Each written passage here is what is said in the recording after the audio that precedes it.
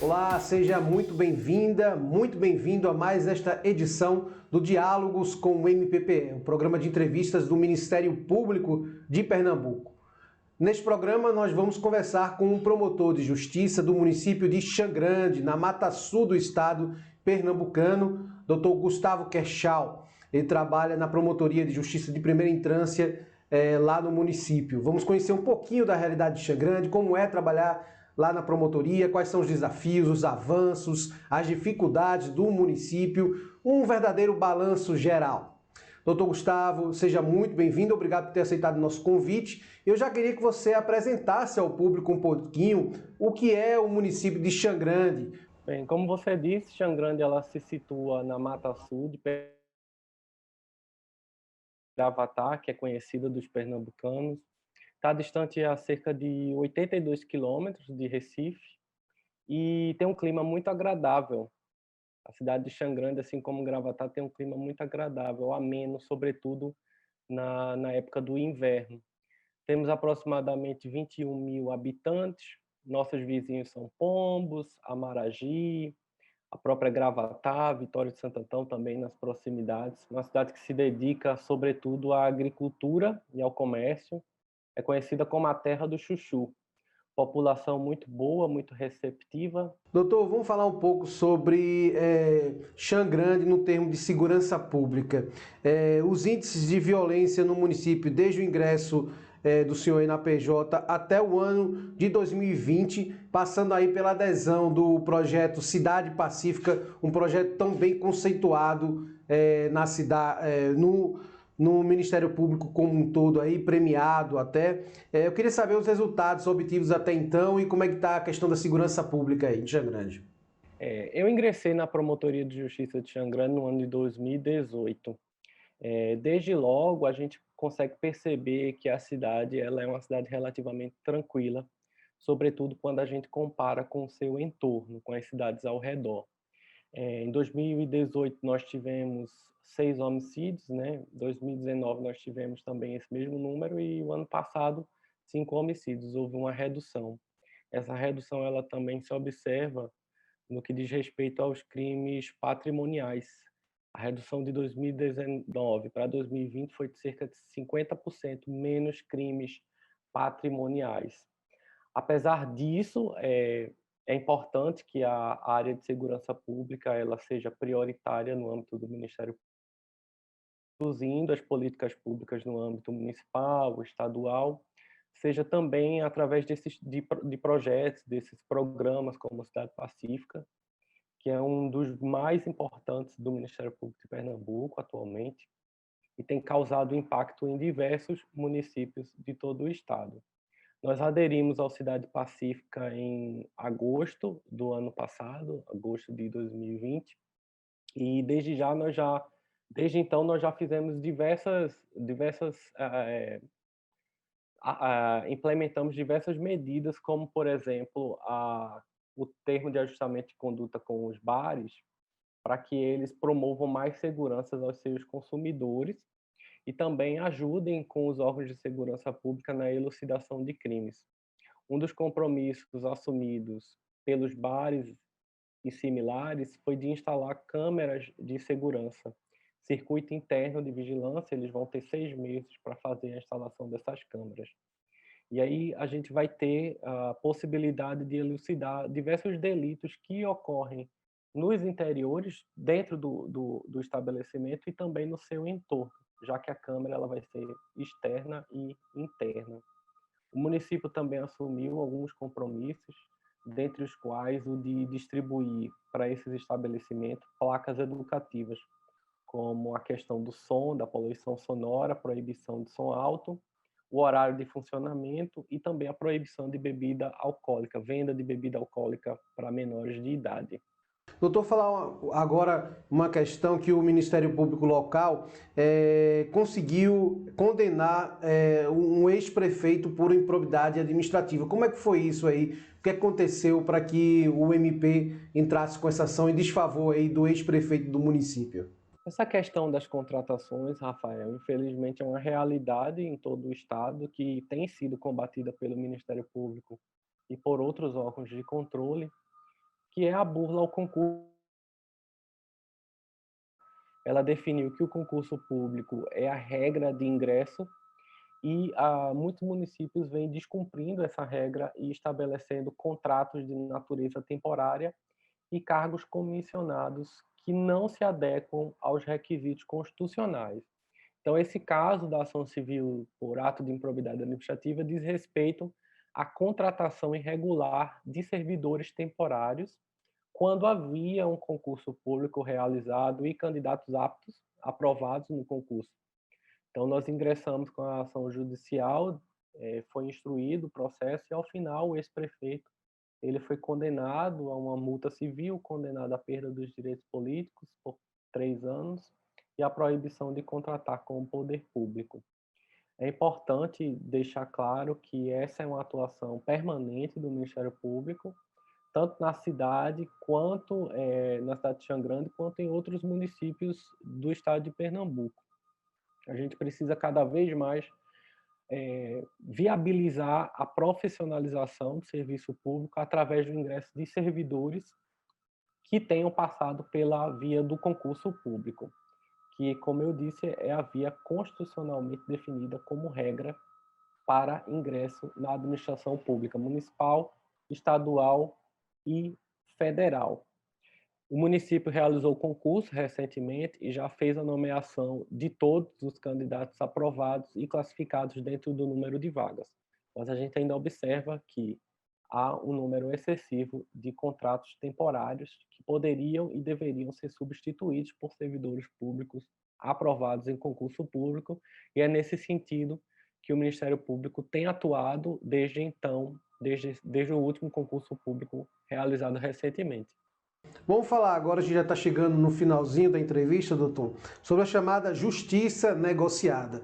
Um grande protagonismo do Ministério Público de Pernambuco foi a criação do primeiro núcleo de acordo de não persecução penal aqui na Central de Inquéritos da capital, que está sendo desenvolvida pelo resto do estado também através das PJs locais, através do chamado Acordo de Não Persecução Penal. Eu queria saber também do senhor, porque Xangrande realizou alguns acordos de não persecução penal, inclusive beneficiando algumas instituições aí com o dinheiro arrecadado a partir desses acordos. Eu queria que o senhor explicasse para quem ainda não sabe o que significa o acordo de não persecução penal, o que é, quando ele é proposto, quem é beneficiado e como foram esses acordos realizados aí em Xangrande e os benefícios para o município. Os acordos de não persecução penal, eles se inserem no que a gente costuma chamar de justiça penal negociada, né?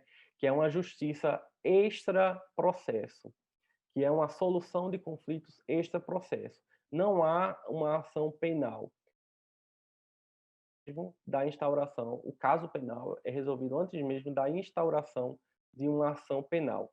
É bastante comum no mundo todo, e a gente pode citar os Estados Unidos como sendo uma das grandes referências em termos de justiça penal negociada, porque lá cerca de 98% dos casos criminais são solucionados sem que haja um processo, sem que aquele indivíduo seja levado a um tribunal, a um juízo para o julgamento, através de um acordo que é realizado entre a acusação e a defesa, o acusado assistido por sua defesa. Então, é isso que são os acordos de não persecução penal.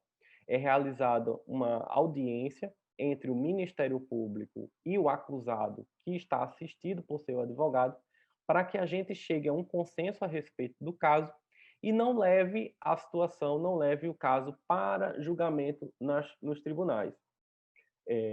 A legislação ela define quais são esses delitos que podem ser beneficiados com os acordos de não persecução penal, e essa reforma ela foi realizada por meio do pacote anticrime. Antes disso, nós tínhamos uma resolução do Conselho Nacional do Ministério Público e lá em Xangrande nós iniciamos os acordos de não persecução penal antes mesmo da reforma na legislação. Com base nessa resolução, nós já realizávamos acordos de não persecução penal, seguindo também uma diretriz da própria Procuradoria-Geral, né, do MPPE, de estimular os acordos e a solução penal negociada. Até o momento, nós realizamos 68 acordos de não persecução penal e, através desses acordos, nós conseguimos fazer com que algo ruim, que é o delito, seja transformado em algo positivo para a sociedade. Nós fizemos convênios com diversas instituições nas mais diversas áreas. Proteção ao meio ambiente, cidadania, educação e segurança pública. Fizemos convênios com instituições que atuam na cidade para que recebam os benefícios desses acordos. Até o momento, cerca de R$51 mil já foram destinados para essas instituições para a execução de projetos que foram apresentados ao Ministério Público. Houve, por exemplo, distribuição de cesta básica, houve reforma na delegacia local, no pilotão da Polícia Militar local, houve aquisição de diversos equipamentos para uma instituição que cuida de educação inclusiva, ou seja, é bem positivo. E o benefício para o acusado é que ele não vai responder a um processo, ele consegue dar uma solução ao seu caso, recebe essas condições para serem cumpridas e não responde a um processo criminal. Ele é beneficiado continua sendo uma pessoa sem qualquer antecedente criminal. Mais uma vez, doutor, muitíssimo obrigado por ter aceitado o convite e obrigado a vocês todos que nos acompanharam até agora aqui pela TV Universitária, e também esse programa vai estar disponível para você assistir e rever quantas vezes quiser no nosso canal no youtube.com/tvmppe, e não esqueça também de nos acompanhar nas redes sociais, ficar sempre atento ao que é notícia no MPPE, porque você já sabe, o que é de interesse público é notícia no MPPE. Forte abraço a todos e até a próxima.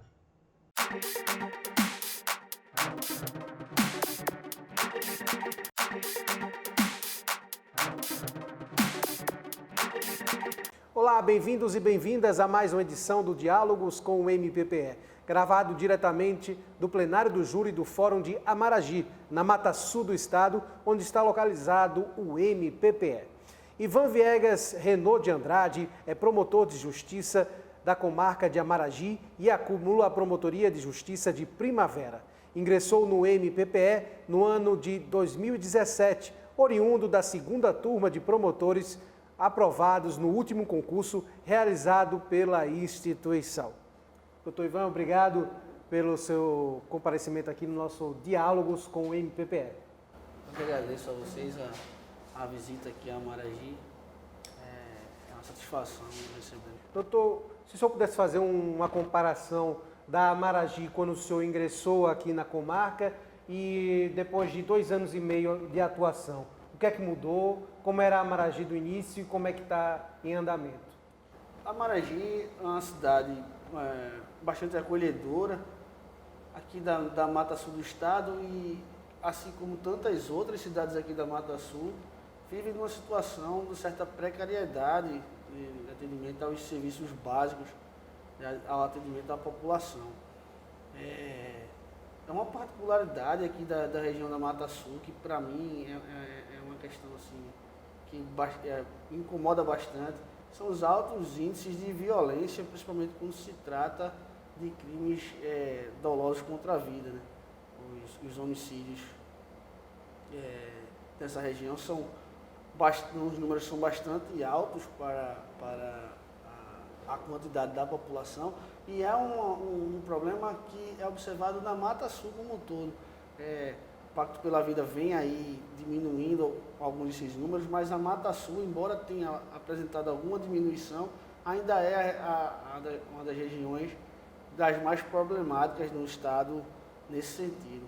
Vamos falar de alguns núcleos de atuação do Ministério Público, até porque as promotorias afastadas da capital, da região metropolitana do Recife, do interior, meio que funcionam como uma verdadeira clínica geral do Ministério Público, abrange todos os núcleos de atuação da instituição. Vamos começar pela infância e juventude. Que tipo de ações têm sido feitas aqui pelo Ministério, têm sido feitas pelo Ministério Público de Pernambuco em Amaragi, com essa pauta da infância e juventude? A luta é constante, é diária e árdua no sentido de que temos que dar conta de toda a gama de demandas, e aí nós partimos da questão do patrimônio público, dos crimes, as questões cíveis e, dentre as questões cíveis, o atendimento geral ao público e a questão da infância e juventude. Nós estamos num município que não é atendido diretamente, ou pelo menos não existe aqui no município um defensor público titular que atue na comarca, o que acaba gerando para o Ministério Público a demanda de também abarcar algumas causas que seriam inicialmente atribuição da Defensoria, como muitas vezes as ações de guarda e de alimentos que acabamos por ter que ingressar. E nessa questão da infância e juventude, o grande pilar de atuação nosso, juntamente aqui com o Conselho Tutelar, porque temos uma parceria e não só uma fiscalização, mas como um contato diário de verdadeira troca de experiências a fim de melhoria do serviço. Nós temos lutado bastante para a questão de afastar os jovens, os adolescentes aqui de Amaragi da criminalidade, no sentido principalmente do tráfico de drogas, que nós vemos que é o grande mal aqui da cidade. O senhor falou de patrimônio público, né? Questão da violência. Entrando aqui na cidade, nós ficamos sabendo que a agência do Banco do Brasil foi alvo de bandidos por mais de 3 vezes. Como é que está a preocupação do Ministério Público em reforçar o combate à insegurança, né? A violência para os munícipes, e também no que diz respeito ao erário público, ao combate às organizações criminosas? A questão da violência urbana, aqui em Amaragi, temos, como dito, um problema com essa questão dos homicídios. Para ter uma ideia, no ano de 2019, findou com 23 homicídios aqui na cidade de Amaragi. Por uma cidade de 22 a 23 mil habitantes, é um número exorbitante. Vínhamos conseguindo fazer uma redução, começamos com, nós assumimos, o último ano tinha sido 30, baixou-se para 21, para 17, só que neste ano de 2019, assim como em outras regiões aqui da Mata Sul, acaba que chegamos a um número, para mim, inaceitável de 23 homicídios. Essa questão do Banco do Brasil trouxe um prejuízo enorme ao município, porque com a falta de um banco efetivamente atuando aqui no município, os municípios tiveram que se deslocar aos municípios vizinhos, tanto para depositar como para sacar dinheiro.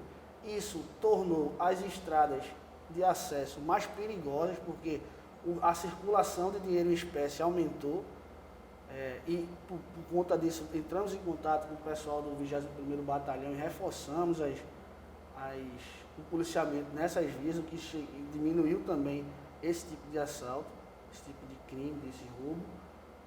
Mas também, além do roubo, trouxe um prejuízo financeiro, porque as pessoas iam sacar dinheiro nas cidades circunvizinhas e aproveitavam o ensejo para fazer as compras por lá, para distribuir o dinheiro recebido nesses outros municípios, que causou até a falência aqui de alguns comércios. Atuamos junto ao Banco do Brasil e a outras instituições financeiras. Doutor, como é que está a situação da área da saúde aqui do município? Em relação à saúde, tivemos algumas reuniões sobre o tema aqui de trabalho no Ministério Público e, de fato, a saúde em Amaragi talvez seja um dos maiores problemas do município. As reclamações constantes em relação a transporte de passageiro para o TFD, a falta de um CAPS que atenda aqui ao município. Foi feito um pacto regionalizado, mas não só Amaragi, como os demais municípios aqui da Mata Sul estão em falta com esse atendimento em questão de CAPS. Da mesma forma, o hospital estava numa situação extremamente precária, juntamente com o CAOP Saúde, fez uma inspeção no hospital, identificou várias irregularidades, algumas delas já foram sanadas, o hospital se encontra hoje numa condição bem melhor do que estava, mas ainda deficiente, certo? E eu posso dizer que nós temos um volume muito grande de atendimento aqui no Ministério Público, diariamente, e a maior reclamação da população de Amaragi hoje é na saúde. Temos alguns procedimentos em curso para a análise dessa situação e estamos todo dia brigando por melhorias nessa área, mas, como sabe, é uma questão complexa que envolve não só a justiça, mas principalmente as escolhas políticas da sociedade, já que o Ministério Público tem esse dever de fiscal da lei, da aplicação da Constituição, está fazendo valer essa função de fiscalizar, de cobrar, mas as escolhas políticas dentro do enquadramento legal são feitas a partir da administração pública, né? Do administrador do Poder Executivo, que é quem gera essa situação da saúde. Doutor, como é que se faz o cuidado do controle urbano aqui da cidade? Por exemplo, nós temos uma feira, né? Como é que vocês controlam a questão da poluição sonora, do ambiente da feira, a organização dos estandes, para que não haja uma bagunça? Como é que é o controle urbanístico da cidade, tendo como gancho essa feira, a preocupação também com a segurança de alimentos, já entrando na seara do direito do consumidor? Essa questão, aqui em Amaragi, tem uma certa organização, funciona bastante bem. As feiras são aos finais de semana, já começa ali na sexta-feira, quinta-noite para sexta, a montar os estandes ali no pátio da cidade. Tem um espaço razoável, não temos problema de mobilidade urbana aqui na cidade. Então, desse ponto, as coisas andam com uma certa tranquilidade. Em relação ao controle de alimentos, também não temos recebido nenhum tipo de reclamação. A fiscalização é feita pela Vigilância Sanitária. Essa região daqui tem uma grande variedade de culturas alimentícias, assim, de modo que essa demanda não é um problema aqui no município de Amaragi, vem funcionando bastante bem, até então sem qualquer tipo de reclamação. Em relação à poluição sonora, temos aqui um bom diálogo com a Polícia Militar, que controla aí o uso do som também, com poucas reclamações nesse sentido, certo? Com os bares funcionando até determinados horários, pedindo sempre, quando necessário, autorizações para as festas que perduram um pouco mais de tempo. E como aqui Amaragi é um município com área rural muito grande, não temos tantos problemas com poluição sonora também, pelo menos não aqui trazidos à promotoria ou à polícia militar. Doutor, quero agradecer mais uma vez essa presença aqui no Diálogos com o MPPE. Eu que agradeço, é uma satisfação ter essa atenção do Ministério Público aqui à promotoria de Amaragi nós estamos aí abertos para colaborar no que for necessário. E você já sabe, o que é de interesse público é notícia aqui no MPPE. Você pode assistir esse programa no nosso canal youtube.com/TV MPPE e também nas nossas redes sociais.